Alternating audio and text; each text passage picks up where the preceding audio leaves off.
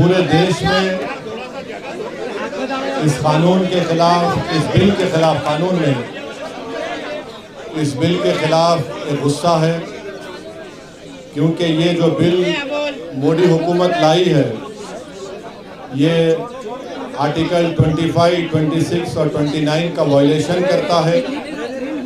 Right to equality article 14 का violation करता है। और ये जो बिल लाया गया है इसका मकसद एक ही है कि मुसलमानों से उनकी वक्फ की प्रॉपर्टीज़ को छीन लिया जाए। और इस तरह का कोई बिल हिंदू एंडोमेंट के बारे में या गुरुद्वारा प्रबंधक कमेटी के बारे में या फिर ईसाइयों के बारे में नहीं लाया जाता, सिर्फ मुसलमानों के लाकर। इसका मकसद एक ही है कि भारत के मुसलमानों की जो वक्फ की प्रॉपर्टीज़ है, जिसको सरकारी प्रॉपर्टी नहीं है, गवर्नमेंट प्रॉपर्टी नहीं है, वो एक प्राइवेट प्रॉपर्टी है, जिसको मुस्लिम समाज के हमारे बुजुर्गों ने अल्लाह के नाम पर इसको वक्फ किया है, चैरिटी के लिए, विडोज़ के लिए, कुरान की तालीम के लिए, कब्रस्तानों को दिया। तो ये सब चीज़ें मोदी सरकार इसको ख़त्म करने के लिए इस तरह के बिल को लाया।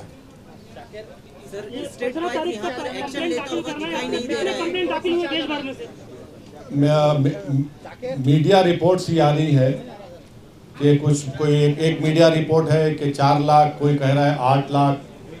तो 15 सितंबर तक टाइम है। मैं उन तमाम भारत के नागरिकों से अपील कर रहा हूं कि जो भारत की खूबसूरती है उसका भाईचारा है और हमारे देश में हर एक को अपने मज़हब पर चलने की इजाज़त है। ये बिल इन तमाम चीज़ों को ख़त्म करना चाहता है।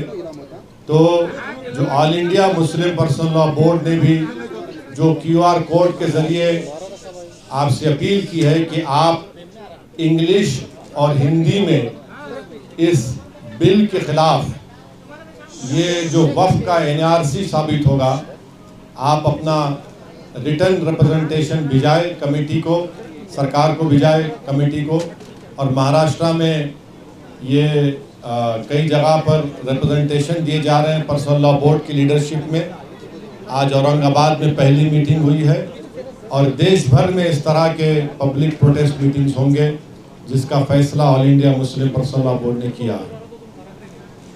इस कानून में ये बात आपको समझना है कि लिमिटेशन का जो कानून है आप वक्फ प्रॉपर्टी से निकाल दे रहे हैं। हिंदू एंडोमेंट में लिमिटेशन अप्लाई नहीं होता, वक्फ में क्यों अप्लाई हो रहा है? हिंदू एंडोमेंट बोर्ड में और NGT हो या रेलवेज क्लेमेंट ट्रिब्यूनल, ऐसे 14 ट्रिब्यूनल्स है जहां पर उनके फैसले को फाइनल माना जाता है। और बीजेपी झूठ बोल रही है कि ट्राइब्यूनल के डिसीजन के बाद कोर्ट्स को नहीं जा सकते। आप रिवीजन पिटीशन डालते हाई कोर्ट में और फिर सुप्रीम कोर्ट जा सकते हैं। इस कानून में आप वक्फ बाय यूज़र ख़त्म करना चाह रहे हैं, मगर सेक्शन 123 ऑफ प्रॉपर्टी एक्ट में आप ट्रांसफ़र ऑफ प्रॉपर्टी और अलाउज कर रहे हैं। वक्फ बाय यूज़र क्यों निकालना चाह रहे हैं? क्योंकि मोदी ये बोल रहे हैं कि 200 साल पुराने कागज़ लेकर आओ, और कागज़ नहीं निकलेगा तो वो उस प्रॉपर्टीज़ को कब्ज़ा करना चाहते हैं। हिंदू समाज में by custom and by usage एक टेम्पल और टेम्पल की प्रॉपर्टी बन सकती है, तो मुसलमानों में वक्फ बाय यूज़र क्यों नहीं बन सकता वक्फ? मोदी सरकार कलेक्टर को इतना पावर दे रही है कि कलेक्टर अगर इंक्वायरी जब करेगा किसी प्रॉपर्टी, कोई भी प्रॉपर्टी के बारे में वक्फ की, तो जब तक वो प्रॉपर्टी इंक्वायरी मुकम्मल नहीं करता वो प्रॉपर्टी वक्फ की नहीं रहेगी। और प्रिंसिपल्स ऑफ नेचुरल जस्टिस ये पुकार कर कह रहा है कि कोई भी कलेक्टर या कोई भी आदमी अपने ही मैटर में जज नहीं हो सकता है। ये कौन है आप कलेक्टर को इतना पावर देने वाले कि कलेक्टर डिसाइड? अच्छा, उस एक्ट, इस बिल में ये भी कह दिया गया कि इस बिल को कानून बनने के बाद या उससे पहले जो भी वक्फ प्रॉपर्टी है अगर वो गवर्नमेंट कब्जे में है तो कलेक्टर तय करेगा और कलेक्टर फैसला भी दे सकता है। ये क्या हो रहा है इस देश में? नरेंद्र मोदी मुसलमानों से ये प्रॉपर्टीज को छीनना चाह रहे। इसीलिए हम ये कह रहे हैं कि ये कानून आर्टिकल 14, आर्टिकल 25, आर्टिकल 26, 29 का ग्रेव वायलेशन है। इस कानून में ये था, आप देखिए मोदी बोल रहे कि कानून हम वक्फ प्रॉपर्टी को बचाना चाह रहे। पहले 95 के एक्ट में था कि अगर कोई वक्फ की प्रॉपर्टी चोरी करता तो 2 साल की कैद बामुशक्कत, रिगरस इम्प्रिजनमेंट। मोदी जी उसको सिंपल इम्प्रिजनमेंट कर रहे हैं। अभी नॉन बेलेबल है, मोदी जी बोल रहे हैं बेलेबल कर दूंगा मैं। मुतवल्ली अगर कलेक्टर की बात नहीं सुनेगा सेक्शन 61 में, तो कलेक्टर मुतवल्ली को अगर बोलेगा कि मस्जिद को तुम बोल दो गवर्नमेंट प्रॉपर्टी, नहीं करेगा तो कलेक्टर को 6 महीने की सजा। आप बताइए क्या क्या करना चाह रहे हैं मुसलमानों से आप? ये कानून बना रहे हैं। और जितने भारत की पॉलिटिकल पार्टीज हैं उनको सोचना पड़ेगा, चाहे वो इंडिया की सपोर्ट कर रहे हैं या नहीं कर रहे हैं, ये कानून भारत के कॉन्स्टिट्यूशन के खिलाफ है। आप कैसे इस तरह का कानून बना रहे हैं? आप पूरी प्रॉपर्टीज को छीनना चाह रहे हैं। ये काम इस बिल के जरिए मोदी करना चाहते हैं। सर, अगर एंटीलिया की बात की जाए तो उसमें कई सारे वक्फ के मेंबरान थे, उन्होंने नॉन वक्फ प्रॉपर्टी उसे घोषित किया है, तो उनको आप एक्शन लीजिए, उनको हटाइए। और वो मैटर सुप्रीम कोर्ट में है। महाराष्ट्र की सरकार एक स्टैंड ले, शिंदे की सरकार एक स्टैंड ले उसके बारे में कि वक्फ की प्रॉपर्टी, और वो तो आगा खानी वक्फ का है, यतीम खाना है वो। मैंने 2013 में जब ये बिल पास हो रहा था, मैं अपनी स्पीच में इस बात का जिक्र किया। यतीम खाने पर आप बना लिए, तो महाराष्ट्र की सरकार क्या बोलना है उसके ऊपर? तो यही देखिए, ये कानून क्यों बना रहे, ताकि सरकार कलेक्टर के जरिए इसको कहेगी वक्फ नहीं है, या फिर कहेगी कि लिमिटेशन एक्ट का कानून खत्म हो गया, या फिर इवैक्यू प्रॉपर्टीज की जितनी प्रॉपर्टियां सब कब्जा करना चाहती है। तो ये कानून वक्फ को बचाने के लिए नहीं लाया गया है, ये कानून वक्फ को खत्म करने के लिए नरेंद्र मोदी लाए हैं। आप इमाम इस पार्टी की इस तरफ आ रही है, लेकिन कांग्रेस इस बारे में कुछ ज्यादा बोल नहीं रही है। देखिए, आप मेरे बारे में पूछिए, मैं दूल्हा आपके सामने बैठा हूँ, अब दूसरे नहीं है तो मैं क्या करूँ? अब आप मेरे को क्यों उधर लेके जा रहे हैं? इसके रोकने के लिए अवाम में एक प्रोटेस्ट, अवाम में एक बेदारी, और अवाम जब ये फैसला कर ले कि ये कानून जो बिल लाए हैं ये वक्फ की प्रॉपर्टीज़ को बचाने के लिए नहीं बल्कि वक्फ के प्रॉपर्टीज़ को बर्बाद करने के लिए लाया जा रहा है। ये आप बताइए, कोई किसी कानून में कोई कहता है हिंदू धर्म में या सिख धर्म में या जैन धर्म में कि उसको 5 साल हिंदू, सिख और जैन होना पड़ेगा तभी वो दान दे सकता है? ये बिल में कह रहे हैं कि उसको 5 साल मुसलमान रहना पड़ेगा, उसके बाद वो वक्फ कर सकता है। अरे भाई, तू होता कौन है मेरे को डिसाइड करने वाला? 5 साल? अब क्या 5 साल के बाद मोदी जी गले में हाथ डाल के बोलेंगे आओ सेल्फी ले लो, तुम 5 साल तुम्हारे मुकम्मल हो गए, तुम मुसलमान हो गए?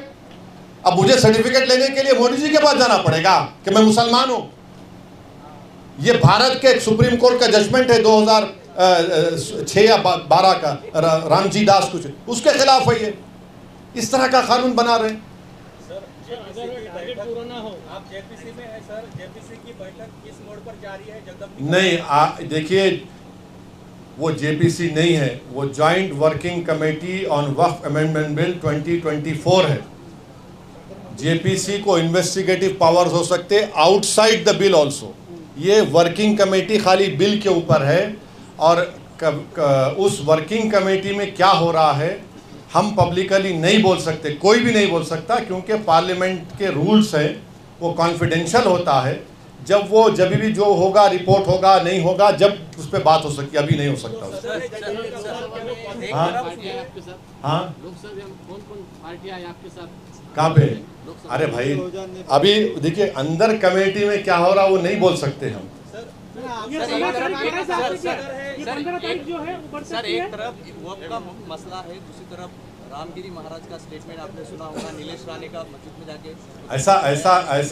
ऐसा है ना कि सत्ता के नशे में ये सब बकवास की जा रही है और गुरूर और अहंकार के मज़ाहरे किए जा रहे हैं।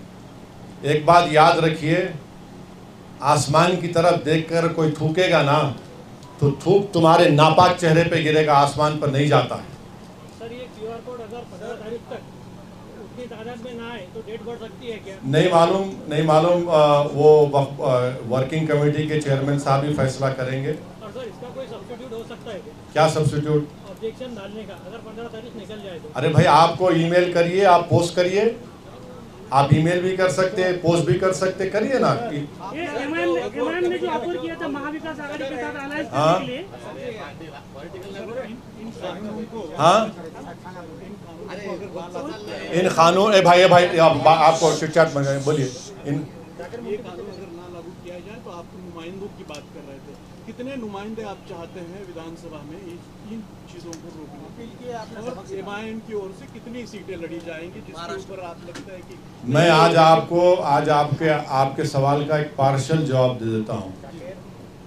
आने वाले विधानसभा के चुनाव में पूरा ही दीजिए। सुनिए, मेरा राइट है ना, तुम तो पार्टी प्रेसिडेंट नहीं है, तुम एक चैनल के लिए काम करते, तुम अपना काम करो, मैं अपना काम करता हूँ। अब जवाब नहीं दूँ, मत दूँ। तो इस चुनाव में इम्तियाज जलील भी कैंडिडेट रहेंगे।